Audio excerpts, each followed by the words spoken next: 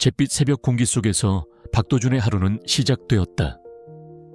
한때는 법복의 무게와 서류의 잉크 냄새로 시작되던 그의 아침은 이제 먼지 쌓인 공사장 안전모와 땀에 전 작업복으로 대체된 지 오래였다. 그는 서울 변두리의 한 재개발 공사장에서 막노동으로 하루를 연명하고 있었다. 대한민국에서 가장 촉망받던 엘리트 검사 박도준은 3년 전 뇌물수수라는 억울한 누명을 쓰고 한순간에 나락으로 떨어졌다. 법정에서 자신을 향해 쏟아지던 경멸의 눈빛들, 비열하게 웃던 양 회장의 얼굴, 그리고 결국 자신을 외면했던 동료들의 모습, 그 기억은 지워지지 않는 낙인처럼 그의 영혼에 새겨져 있었다. 그는 가족도, 명예도, 믿음도 모두 잃었다. 이제 그의 세상에는 오직 차가운 분노와 쓰디쓴 냉소만이 남아있었다. 그 개를 처음 발견한 것은 고된 하루 일과를 마치고 터덜터덜 집으로 돌아오던 2주 전의 초여름 저녁이었다. 허름한 그의 자취방으로 향하는 골목 어귀에서 누런 털의 잡종견 한 마리가 그를 빤히 쳐다보고 있었다. 특별할 것 없는 도시의 골목에서 흔히 볼 수 있는 유기견이었다. 꽤 죄죄한 몰골에 한쪽 귀는 살짝 찢어져 있었다. 도준은 무시하고 지나쳤다. 하지만 다음 날도 그 개는 어김없이 공사장 입구 근처에서 그를 기다리고 있었다. 그리고 그가 퇴근하자 약 20m의 거리를 두고 그림자처럼 그를 따라오기 시작했다.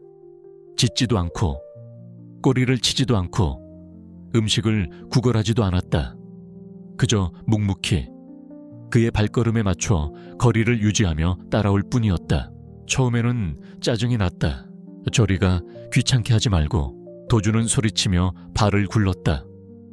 걔는 잠시 멈칫했지만 도망가지 않았다. 그저 그 자리에 서서 그가 다시 걸음을 옮기기만을 기다렸다. 그리고 그가 걷기 시작하면 어김없이 다시 뒤를 따랐다. 며칠이 지나자 짜증은 불쾌한 의심으로 변했다. 검사 시절의 예민한 감각이 되살아났다. 우연이 아니었다. 이 개는 명확한 의지를 가지고 자신을 추적하고 있었다. 누가 시킨 거지 양 회장인가? 아직도 나를 감시하고 있는 건가? 그 생각에 이르자 도준은 참을 수 없는 분노를 느꼈다. 그는 길모퉁이에 숨어 있다가 개가 나타나자 갑자기 튀어나와 녀석을 궁지로 몰았다. 하지만 개는 놀라운 민첩함으로 골목길 담벼락을 넘어 사라져 버렸다. 허탈하게 남겨진 도준은 자신의 편집증적인 의심을 비웃었다. 미쳤군. 박도준, 이제는 개 한 마리한테까지 음모를 느끼는 건가? 하지만 다음 날 아침 그가 자취방 문을 나서는 순간 개는 길 건너편 전봇대 아래에 얌전히 앉아 그를 기다리고 있었다. 밤새 그곳에서 그를 기다린 것이다. 그 끈질김과 집요함에 민주는 소름이 돋았다. 그날부터 그의 일상은 이 이상한 추격전의 연속이었다. 그는 일부러 다른 길로 퇴근하거나 버스를 타보기도 했다. 하지만 다음 날이면 걔는 어김없이 그의 동선 어딘가에 나타났다. 마치 그의 모든 것을 꿰뚫어 보고 있다는 듯이 시간이 흐르면서 도준의 감정에도 미묘한 변화가 생겼다. 분노와 의심은 어느새 익숙함과 이름 모를 연민으로 변해가고 있었다. 그는 세상 모두에게 버림받았다.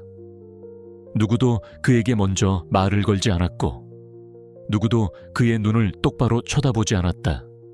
하지만 이 이름 모를 유기견만은 매일같이 그를 기다리고 그의 뒤를 묵묵히 지켜주었다. 비가 오는 날이면 녀석은 처마 밑에서 비를 맞으며 그가 나타나기를 기다렸다. 그의 발걸음이 유난히 무거워 보이는 날이면 녀석의 발걸음도 함께 느려지는 것 같았다.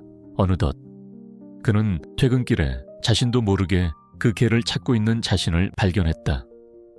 녀석이 보이지 않는 날이면 마음 한구석이 허전했다.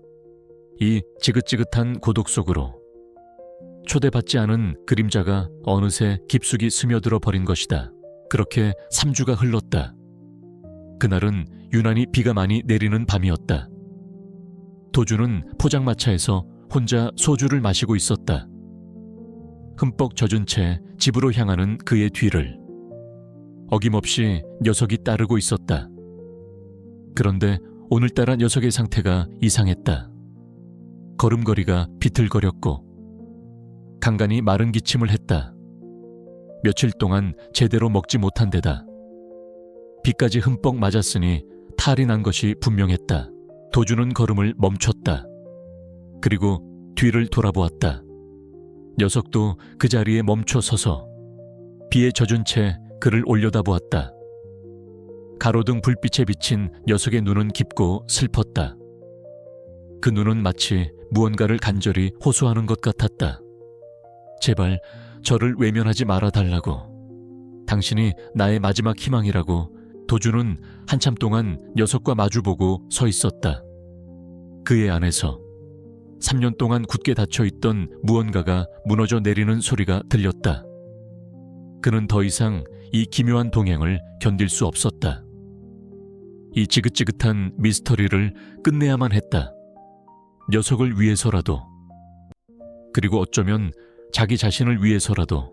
그는 주머니에서 휴대전화를 꺼냈다. 그리고 망설임 없이 112를 눌렀다. 여보세요. 경찰서죠. 유기견 신고 좀 하려고 하는데요. 수화기 너머의 경찰에게 자신의 위치를 설명하며 그는 여전히 자신을 바라보고 있는 녀석의 눈을 피하지 않았다. 이것이 최선이라고 그는 스스로에게 되뇌었다.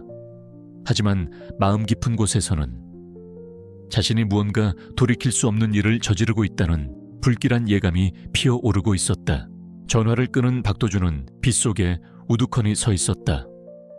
길 건너편에게 겨울이는 여전히 그 자리에 앉아 그를 지켜보고 있었다.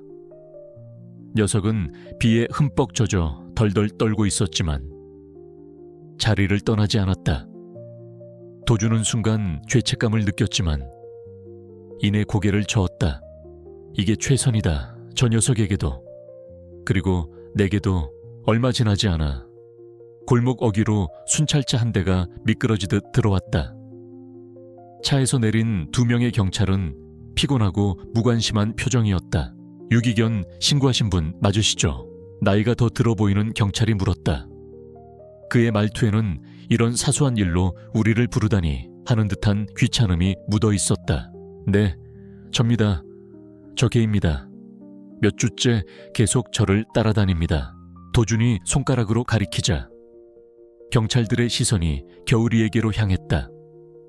그들은 조심스럽게 개에게 다가갔다. 겨울이는 도망가거나 짖지 않았다. 그저 낯선 이들의 등장에 어리둥절한 듯 그들과 도준을 번갈아 쳐다볼 뿐이었다. 얌전한 놈이네. 주인을 잃어버렸나. 젊은 경찰이 허리를 숙이며 말했다. 그는 주머니에서 휴대용 마이크로칩 스캐너를 꺼내 들었다. 일단 내장 칩이 있는지 확인해 보겠습니다. 이게 제일 빨라요. 그는 조심스럽게 겨울이의 목덜미에 스캐너를 가져다 댔다. 삑 하는 소리와 함께 스캐너 화면에 작은 숫자들이 나타났다. 이오라 GBS네. 젊은 경찰은 자신의 휴대 단말기에 스캐너를 연결하고 인식된 등록번호를 조회하기 시작했다.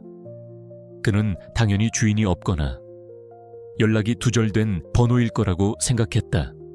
하지만 화면에 뜬 정보는 그의 예상을 완전히 빗나갔다. 그의 표정이 순식간에 굳어졌다. 김 선배님, 이거 좀 이상합니다. 미보가 주인 정보가 뜨는데 이름이 박시준, 그리고 한 달 전에 실종 신고가 접수된 걸로 나옵니다. 실종 신고. 그 말에 도준의 미간이 살짝 찌푸려졌다. 그는 자신과 상관없는 일이라고 생각하면서도 어딘가 마음이 편치 않았다. 젊은 경찰은 무언가 더 확인하려는 듯 단말기로 실종자 정보 시스템에 접속했다. 그리고 박시준의 상세 정보를 화면에 띄웠다. 그 순간 그의 눈이 경악으로 커졌다.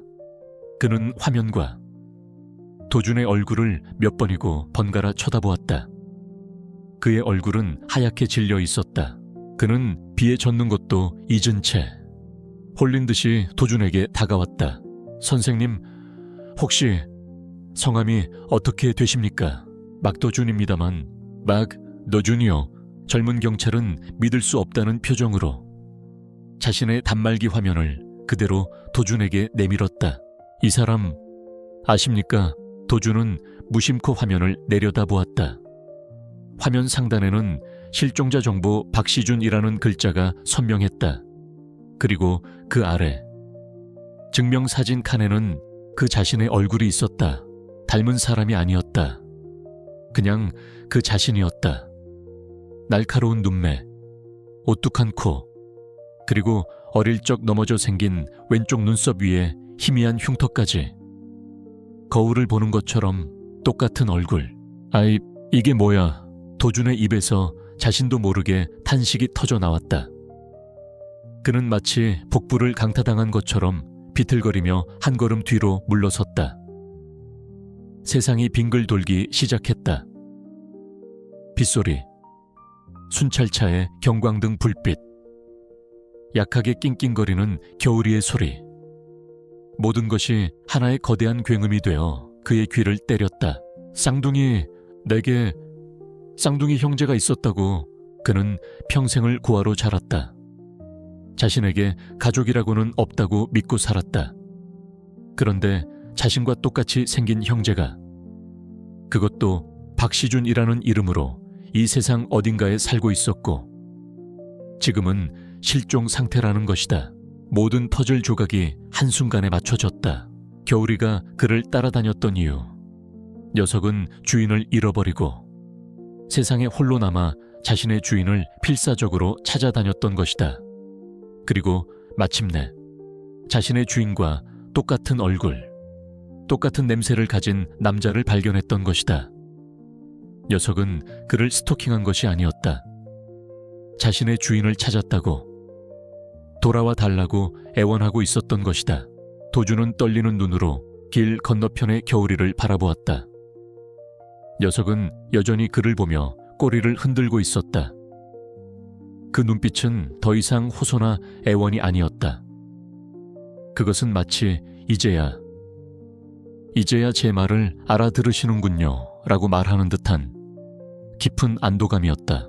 자신이 버리려 했던 이 개 한 마리가 지난 몇 주 동안 그에게 알려주려 했던 진실, 그것은 그의 인생 전체를 송두리째 뒤흔드는 너무나도 충격적이고 거대한 진실이었다. 지구대는 소란스러워졌다. 처음 박도준을 귀찮아하던 경찰들은 이제 그를 동정과 의심, 그리고 경외가 뒤섞인 복잡한 눈으로 바라보았다.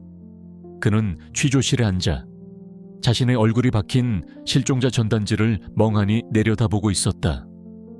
박시준, 그의 쌍둥이 형제.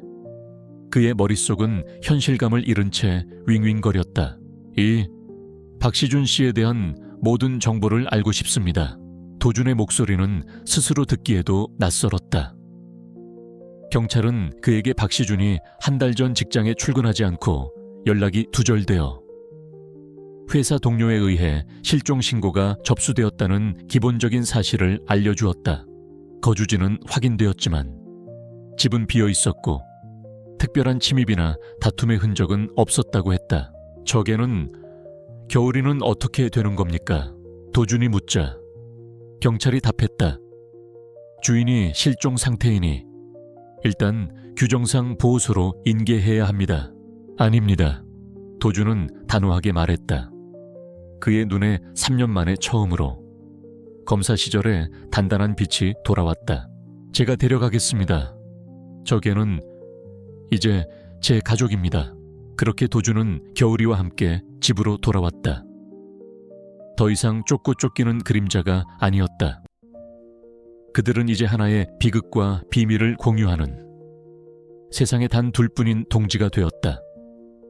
겨울이는 조수석에 얌전히 앉아 창밖을 보는 대신 오직 도준의 얼굴만을 쳐다보고 있었다. 집에 돌아온 도주는 밤새 잠을 이루지 못했다.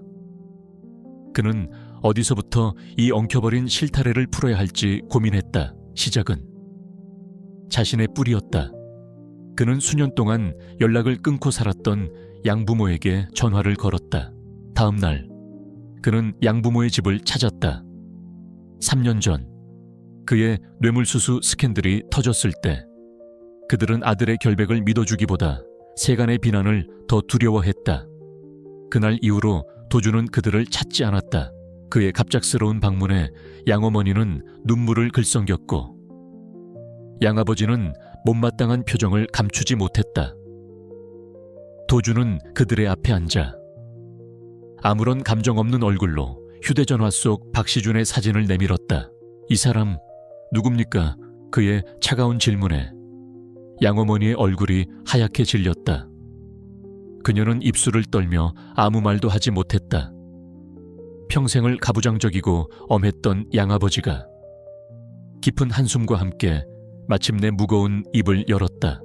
내 형이다. 그의 고백은 충격적이었다. 아주 오래전 가난했던 부부는 한 보육원에서 쌍둥이 형제를 입양했다. 하지만 입양 몇 달 뒤 남편의 사업이 망하면서 빚더미에 올라앉게 되었다. 그들은 두 아이를 키울 능력이 없었다. 그때 보육원 원장이 그들을 찾아와 부유하지만 아이가 없는 한 부부가 아이 한 명을 간절히 원한다며 한 아이를 더 좋은 환경으로 보내주는 것이 어떻겠냐고 설득했다. 그래서 우린 선택을 해야만 했다. 둘 중 하나를 포기해야만 했어. 양아버지는 괴로운 듯 눈을 감았다. 결국 그들은 더 건강해 보였던 도준을 남기고 조금 더 약해 보였던 시준을 다시 보육원으로 돌려보냈던 것이다. 그들은 평생을 그 죄책감 속에서 살아왔다. 도준에게 그토록 엄격하고 성공하라고 닥달했던 이유도 어쩌면 자신들의 선택을 합리화하기 위한 몸부림이었을지도 모른다. 도준은 분노가 치밀지 않았다. 슬프지도 않았다. 그저 거대한 공허함이 그의 가슴을 채울 뿐이었다. 그의 인생을 짓누르던 모든 의문들이, 그 근원을 알 수 없었던 외로움의 정체가 마침내 풀리는 순간이었다. 그는 아무 말 없이 자리에서 일어나 집을 나섰다. 그의 등 뒤로 늙은 어머니의 오열 소리가 들려왔다. 자신의 허름한 자취방으로 돌아온 도준은 막막함에 빠졌다. 이제 어디서부터 형을 찾아야 할까? 경찰은 이미 수사에 별다른 진척이 없는 상태였다. 그때 그의 발치에 웅크리고 있던 겨울이가 자리에서 일어났다. 녀석은 현관문으로 다가가 문을 앞발로 긁으며 그를 돌아보았다. 그 눈빛은 명확한 의지를 담고 있었다. 저를 따라오세요. 제가 안내할게요. 도준은 홀린 듯 겨울이의 목에 줄을 맸다. 문을 나서자 겨울이는 망설임 없이 앞장서서 걷기 시작했다. 녀석은 길거리를 방황하는 것이 아니었다. 너무나도 익숙하고 명확한 목적지를 향해 나아가고 있었다. 녀석은 자신의 집으로 돌아가고 있었던 것이다. 겨울이는 도준을 데리고 버스를 2번 갈아타게 하고 낯선 동네의 골목길로 그를 이끌었다. 그리고 마침내 한 허름하지만 깔끔한 다세대 주택 앞에서 걸음을 멈췄다. 녀석은 2층의 한 현관문 앞에 자리를 잡고 앉아 문을 올려다보며 애처롭게 낑낑거렸다. 바로 저곳이었다. 박시준이 살던 집. 도준은 떨리는 마음으로 현관문 앞에 섰다. 그가 한 번도 존재를 알지 못했던 그의 반쪽인 형제가 살았던 공간. 그는 천천히 손을 들어 문손잡이를 잡았다. 문은 잠겨 있지 않았다. 박도준은 떨리는 손으로 형의 집 문을 열었다. 한 달 동안 사람이 살지 않은 집의 공기는 차갑고 무거웠다. 하지만 이상하게도 집 안은 어지럽지 않고 깔끔하게 정돈되어 있었다. 마치 주인이 잠시 여행을 떠난 것처럼 겨울이는 집 안으로 뛰어들어가 익숙한 냄새를 맡으며 집 안 구석구석을 돌아다녔다. 녀석의 코에서 간간히 새어나오는 애처로운 낑낑거림은 돌아오지 않는 주인을 향한 그리움의 노래 같았다. 도주는 천천히 집 안을 둘러보았다. 모든 것이 낯설었지만 동시에 기묘한 익숙함이 느껴졌다. 책장에 꽂힌 책들의 취향, 벽에 걸린 낡은 흑백 영화 포스터, 심지어 주방에 놓인 커피잔의 모양까지 마치 자신의 또 다른 버전을 보는 듯했다. 그는 평생을 외롭게 살아왔지만 이 세상 어딘가에 자신과 똑같은 영혼을 가진 형제가 살고 있었던 것이다. 거실 벽에는 여러 장의 사진이 걸려 있었다. 친구들과 어깨동무를 하고 활짝 웃고 있는 형. 박시준의 모습. 그의 웃음은 도준 자신의 웃음과 너무나도 닮아 있었다. 도준은 사진 속에서 자신이 한 번도 가져보지 못했던 평범한 행복과 우정을 보았다. 가슴 한쪽이 시큰거렸다. 그때 그의 시선이 한 장의 작은 사진에 멈췄다. 낡은 사진 속에는 그의 양부모가 젊은 시절의 모습으로 서 있었다. 시준은 그들을 찾아냈던 것이다. 그리고 원망하는 대신 그들의 사진을 자신의 공간에 걸어두었다. 그는 모든 것을 알고 어쩌면 모든 것을 용서했을지도 모른다. 도주는 집 안쪽에 작은 서재로 발걸음을 옮겼다. 그곳은 집 안에서 유일하게 어지러운 공간이었다. 그곳은 시준의 일터이자 전쟁터였다. 벽 한쪽을 가득 채운 코르크보드에는 수많은 사진과 서류, 그리고 관계를 나타내는 붉은 실들이 거미줄처럼 얽혀 있었다. 도준의 심장이 멎는 듯했다. 보드 중앙, 모든 붉은 실이 향하는 그곳에 한 남자의 사진이 붙어 있었다. 3년 동안 그의 악몽을 지배해온 그 얼굴, 양 회장이었다. 도준은 홀린 듯이 보드 앞으로 다가갔다. 전직 검사의 날카로운 눈으로 그는 형제가 남긴 흔적들을 읽어 내려가기 시작했다. 양 회장의 사진 주위로는 그의 불법적인 사업 행태와 관련된 기사 스크랩, 의문의 자금 흐름을 추적한 메모, 그리고 해외 페이퍼 컴퍼니의 이름들이 적혀 있었다. 박시준은 기자였다. 그리고 그는 양 회장을 추적하고 있었다. 그러다 도준은 자신의 눈을 의심했다. 보드 한쪽에 검사 박도준 뇌물수수 스캔들이라고 적힌 섹션이 따로 마련되어 있었다. 그 아래에는 당시 자신에게 불리한 증언을 했던 증인들의 사진과 그들의 뒷조사 내용이 꼼꼼하게 정리되어 있었다.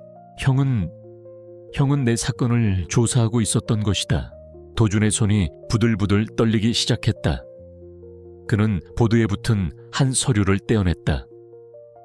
그것은 양 회장이 3년 전 도준의 직속상관이었던 부장검사의 차명계좌로 거액을 송금한 내역을 증명하는 해외은행의 거래기록 사본이었다. 양 회장이 검찰 고위층을 매수해 자신에게 누명을 씌웠다는 완벽한 증거였다. 박시준은 자신의 무죄를 증명하기 직전까지 갔던 것이다. 모든 것이 명확해졌다. 박시준은 자신에게 쌍둥이 동생이 있다는 사실을 어떤 경로로든 알게 되었다. 그리고 그 동생이 억울하게 모든 것을 잃는 것을 보고 진실을 파헤치기로 결심했던 것이다. 그는 기자로서 그리고 형으로서 동생의 명예를 되찾기 위해 거대한 악과 싸우고 있었다. 그리고 양 회장은 자신의 모든 비리가 폭로될 위기에 처하자 박시준을 실종시켜버린 것이다. 도준의 몰락과 시준의 실종은 별개의 사건이 아니었다. 그것은 동일한 악마가 저지른 하나의 거대한 범죄였다. 도준의 입에서 신음이 터져 나왔다. 그는 코르크보드에 이마를 기댄 채 주먹을 불끈 쥐었다. 한 번도 만나보지 못한 형제에 대한 그리움과 그의 목숨을 앗아간 원수에 대한 불타는 분노가 그의 온몸을 집어삼켰다. 그는 더 이상 도망자가 아니었다. 그는 이제 복수자이자 형의 유지를 이어받아야 할 유일한 사람이었다. 겨울이가 그의 발치에 다가와 그의 다리에 자신의 머리를 기댔다. 도주는 걔를 내려다보았다. 녀석의 눈에는 깊은 슬픔과 함께 새로운 주인에 대한 굳건한 신뢰가 담겨 있었다. 우리가 끝내자. 겨울아, 도준이 나직하게 속삭였다. 내 주엔, 그리고 내 형제를 위해서 이 전쟁, 우리가 끝내는 거야. 그의 눈에 3년 전 법정에서 꺼져버렸던 검사의 불꽃이 다시 타오르기 시작했다. 그날 이후 박도준은 형의 집에서 살다시피 했다. 그는 더 이상 공사장으로 출근하지 않았다. 그의 세계는 다시 서류와 증거, 그리고 법리의 세계로 돌아왔다. 그는 박시준이 남긴 방대한 자료들을 검사 시절의 날카로운 분석력으로 재구성하고 체계적으로 정리하기 시작했다. 모든 증거는 단 한 사람, 양 회장을 가리키고 있었다. 겨울이는 그의 곁을 묵묵히 지켰다. 녀석은 마치 이 모든 상황을 이해한다는 듯 도준이 밤을 새워 자료를 검토할 때면 조용히 그의 발치에 엎드려 잠이 들었다. 한편 도준의 움직임은 곧바로 양 회장의 귀에 들어갔다. 최고급 호텔의 펜트하우스. 양 회장은 자신의 오른팔인 김 실장으로부터 보고를 받고 있었다. 회장님, 박시준의 개를 데리고 있는 남자의 신원을 파악했습니다. 박도준, 3년 전 저희가 처리했던 그 검사놈입니다. 놀랍게도 박시준과 일란성 쌍둥이입니다. 와인잔을 흔들던 양 회장의 손이 순간 멈칫했다. 그의 얼굴에 차가운 분노와 함께 희미한 놀라움이 스쳤다. 그는 박도준이라는 카드를 완벽하게 제거했다고 생각했다. 그런데 죽은 줄 알았던 패가 쌍둥이라는 예기치 못한 변수로 다시 돌아온 것이다. 재미있게 됐군. 양 회장이 나직하게 읊조렸다. 망가진 장난감인 줄 알았더니 아직도 꿈틀거릴 힘이 남아있었나. 어떻게 처리할까요? 회장님, 박시준처럼 김 실장의 말에 양 회장은 손을 저었다. 아니, 아직은 때가 아니다. 그놈은 지금 아무 힘도 없는 빈털털이야. 괜히 건드렸다가 긁어 부스럼 만들 필요 없어. 대신 가서 똑똑히 알려줘라. 쥐새끼는 쥐새끼답게 조용히 구멍에 처박혀 있는 게 신상에 좋다고. 감히 고양이 목에 방울을 달 생각을 하지 말라고 말이야. 그의 목소리는 부드러웠지만 그 안에는 뱀 같은 냉혹함이 서려 있었다. 그날 밤 도준은 형의 집에서 자료를 정리하고 늦게 귀가하고 있었다. 인적이 드문 골목길로 접어드는 순간 검은색 세단 한 대가 소리 없이 그의 앞을 가로막았다. 차에서 내린 것은 검은 양복을 입은 건장한 남자 2명이었다. 도준은 즉시 위험을 감지했다. 올 것이 왔군. 박도준 씨 되시죠? 저희 회장님께서 안부 전해드리랍니다. 앞장선 남자가 비릿한 미소를 지으며 말했다. 회장님께서는 박도준 씨가 요즘 별로 관심 갖지 않아도 될 일에 호기심이 많아진 것 같다고 걱정하시더군요. 조용히 살던 대로 먼지 구덩이에서 계속 조용히 살아주는 게 어떻겠냐고 제안하셨습니다. 그의 말은 정중한 제안의 형태를 띤 노골적인 협박이었다. 내 형은 멍청했지. 너까지 그 멍청한 짓을 되풀이할 필요는 없지 않겠어. 도준은 아무 대답도 하지 않았다. 그의 눈은 차갑게 상대를 응시하고 있었다. 그의 침묵을 긍정의 의미로 받아들였는지 남자는 만족스럽게 웃으며 돌아섰다. 하지만 그것이 끝이 아니었다.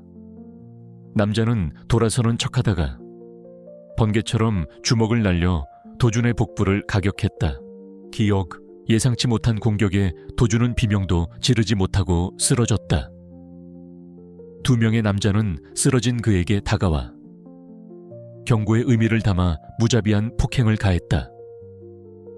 그들의 목적은 살인이 아니었다.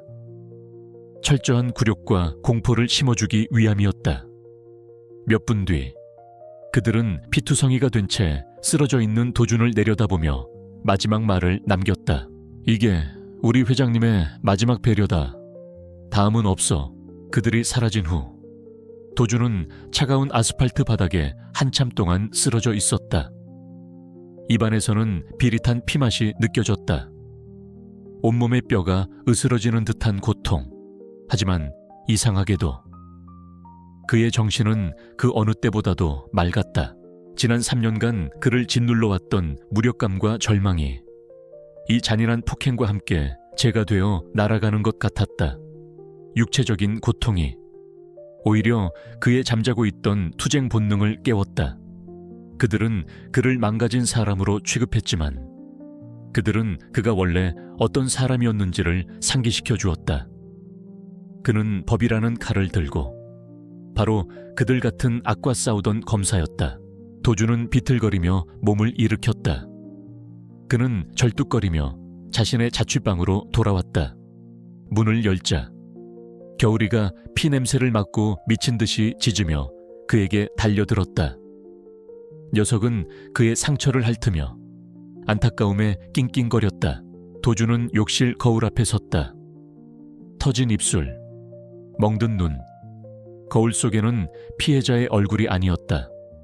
싸울 이유를 찾은 전사의 얼굴이 있었다. 양 회장의 협박은 역효과를 낳았다. 그가 올바른 길을 가고 있으며 양 회장이 두려워하고 있다는 것을 증명해 주었을 뿐이다. 그는 상처를 소독하고 형의 집에서 가져온 모든 자료들을 바닥에 펼쳐 놓았다.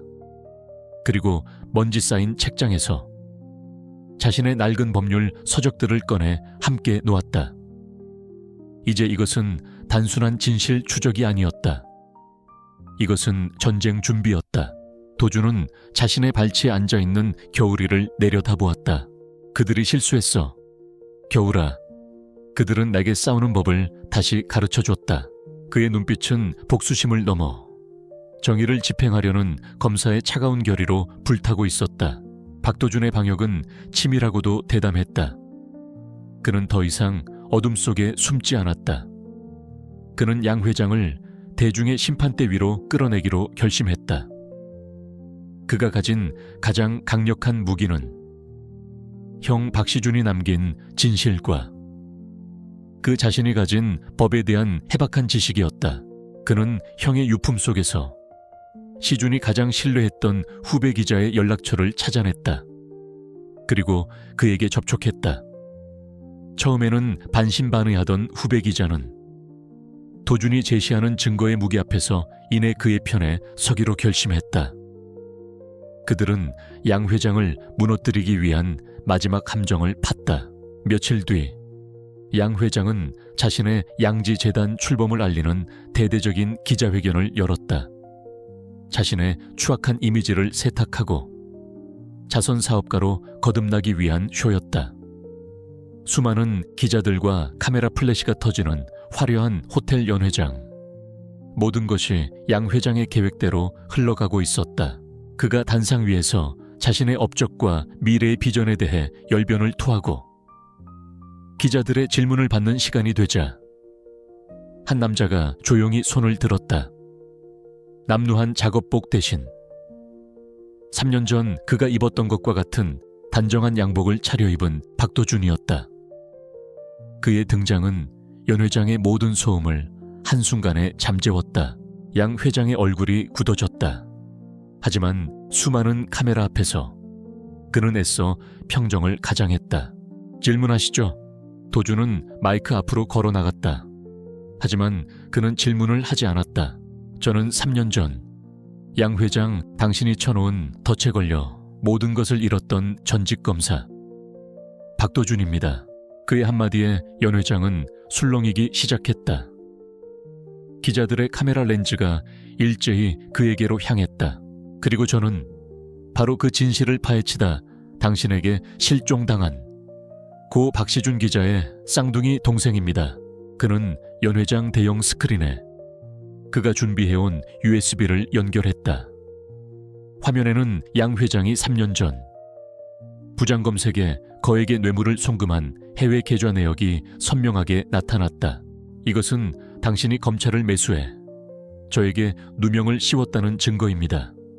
그리고 그는 다음 화면을 띄웠다. 그것은 시준이 실종 직전 자신의 목숨이 위험하다는 것을 직감하고 남긴 영상 편지였다. 영상 속에서 시준은 자신의 신변이 위협받고 있으며 만약 자신이 사라진다면 그 배후는 양 회장이라고 명확히 지목했다. 또한 결정적인 증거 원본을 가장 안전한 곳에 숨겨두었다는 말을 남겼다. 양 회장의 얼굴이 분노로 일그러졌다.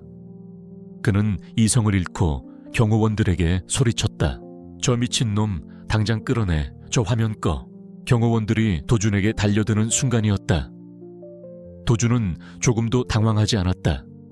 그의 모든 것은 계획대로였다. 가장 안전한 곳. 저는 처음에 그곳이 어디인지 알 수 없었습니다. 하지만 한 존재가 제게 알려주었죠. 도준의 말과 함께 연 회장 옆문이 열리고 후배 기자가 겨울이를 데리고 들어왔다. 갑작스러운 소란에 놀란 겨울이는 그러나 단상 위에 양 회장을 보자마자 맹렬하게 짖기 시작했다.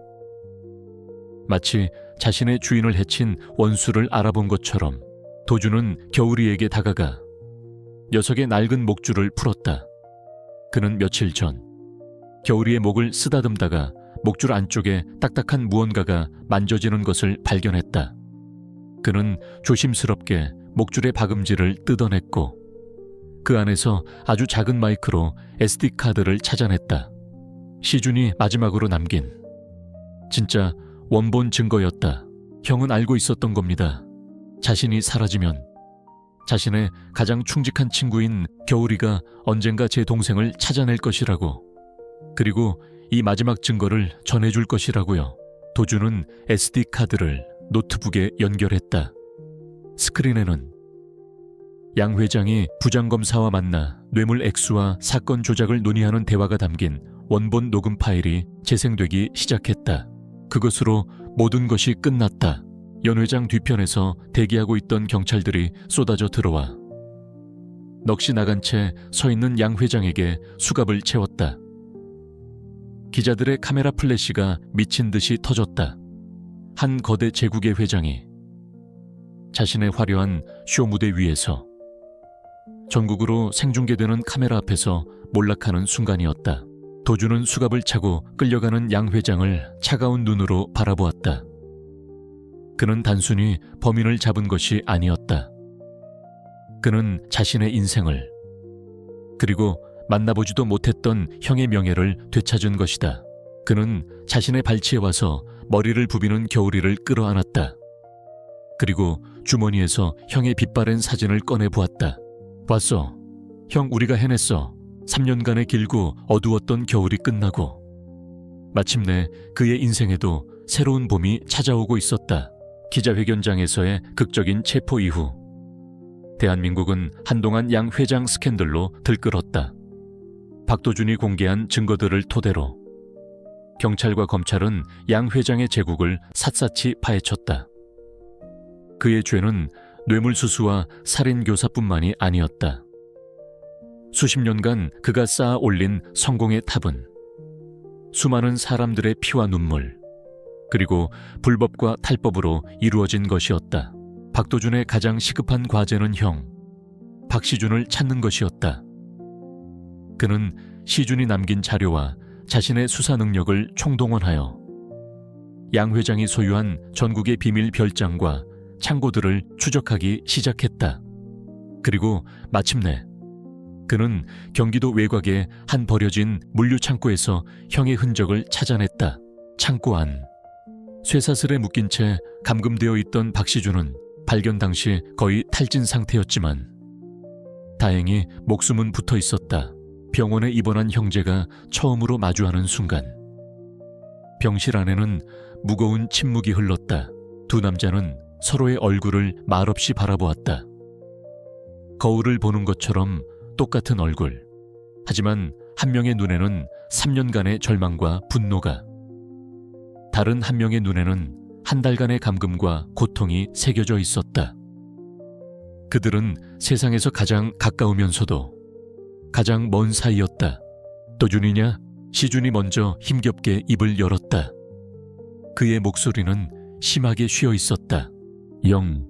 도준이 나직하게 대답했다. 그 한마디에 30여 년에 떨어져 있던 세월과 서로를 향한 그리움과 함께 겪어낸 고통의 모든 감정이 담겨 있었다. 두 사람의 눈에서 동시에 뜨거운 눈물이 흘러내렸다. 병실 한쪽에서 겨울이가 이 모든 광경을 지켜보고 있었다.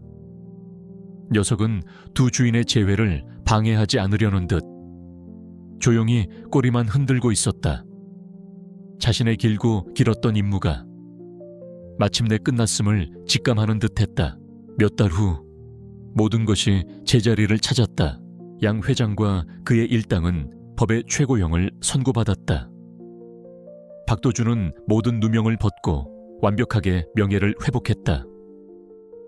검찰에서는 그에게 복직을 제안했지만 그는 정중히 거절했다. 권력과 명예를 향해 달리던 과거의 박도준은 이제 그곳에 없었다. 대신 그는 형 박시준과 함께 작은 법률사무소를 열었다. 억울한 사람들을 위한, 돈 없고 힘없는 사람들을 위한 변호사가 되기로 결심한 것이다. 시준은 건강을 회복한 뒤 더 이상 현장에서 뛰는 기자가 아닌 깊이 있는 탐사보도를 기획하는 데스크의 역할을 맡았다. 두 사람은 잃어버렸던 30년의 세월을 메우기라도 하듯 모든 것을 함께했다. 그들은 양부모님을 함께 찾아가 눈물로 화해했다. 또한 자신들이 처음 세상에 나왔던 보육원을 찾아가 갓난아기 시절의 사진을 나란히 보며 웃기도 했다. 어느 화창한 주말 오후 공원 벤치에 두 형제가 나란히 앉아 있었다. 그들의 발치에서 겨울이가 평화롭게 졸고 있었다. 사람들은 지나가면서 똑같이 생긴 두 남자를 신기한 듯 쳐다보곤 했다. 이제 겨울이는 어떡할 거야? 원래 형 개였잖아. 도준이 묻자 시준이 웃으며 대답했다. 무슨 소리야? 겨울이는 우리 둘의 개지. 녀석이 너를 찾아내지 못했다면 나는 지금 이 세상에 없었을 테고 너는 여전히 누명을 쓴 채 살고 있었을 거야. 겨울이는 우리 형제를 이어준 달이야. 그의 말에 도준은 말없이 고개를 끄덕였다. 그는 자신의 인생을 바꾼 이 기묘한 만남을 떠올렸다. 그는 외로움과 고독에서 벗어나고 싶어 했지만 오히려 그 고독의 한가운데로 걸어 들어온 한 마리 유기견이 그의 모든 것을 구원했다. 겨울이는 단순히 그를 따라다녔던 것이 아니었다. 녀석은 그를 집으로 인도했다. 그가 잃어버렸던 가족, 그가 잊고 있던 정의감, 그리고 그가 되찾아야 했던 자기 자신이라는 집으로 도준은 자신의 인생을 지배했던 길고 혹독했던 겨울이 사실은 가장 따뜻한 봄을 가져다준 존재였다는 것을 깨달았다. 겨울아, 이리 와. 도준의 부름에 겨울이가 잠에서 깨어나 달려왔다.